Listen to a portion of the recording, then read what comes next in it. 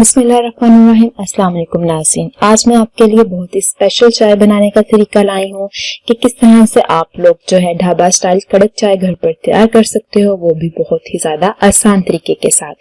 तो आप लोग लाजमी इस वीडियो को आखिर तक देखिएगा और मुझे बताइएगा कि आप लोगों की चाय बनकर कैसे तैयार हुई है। बहुत ही ज्यादा आसान तरीके से बनाई गई है और नाज़रीन ये बहुत ही ज्यादा गाढ़ी चाय बनकर तैयार होती है कि आपको मजा आ जाएगा पी के।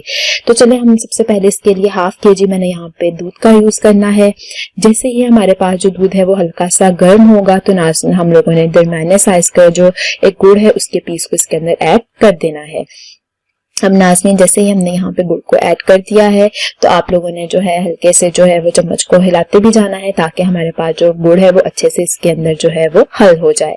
अब नाज़रीन हम लोगों ने यहाँ पर जो है नेक्स्ट 1 टेबलस्पून जो है वो मैंने यहाँ पर पत्ती का यूज करना है। आपके पास जो भी चाय की पत्ती अवेलेबल है आप लोग इसका यूज कर सकते हो।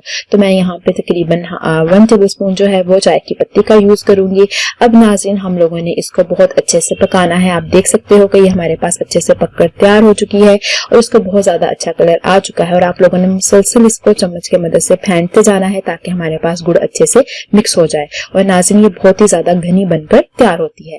अब लास्ट पे हम इसको डिश आउट कर लेंगे और आप लोग लाजमी इस रेसिपी को ट्राई कीजिएगा और मुझे बताइएगा कि आप लोगों की ये गुड़ वाली चाय बनकर कैसे तैयार हुई है। बहुत ही आसान तरीके के साथ मिनटों में बन जाने वाली है और बहुत गाढ़ी बनकर तैयार होती है और इसका टेस्ट बहुत ही ज्यादा अच्छा होता है। तो आप लाजमी इस रेसिपी को ट्राई कीजिएगा और अगर आपको मेरी ये वीडियो पसंद आई है तो काइंडली इसे लाइक कीजिए, शेयर कीजिए और मेरे चैनल को सब्सक्राइब कीजिएगा। अल्लाह हाफिज़।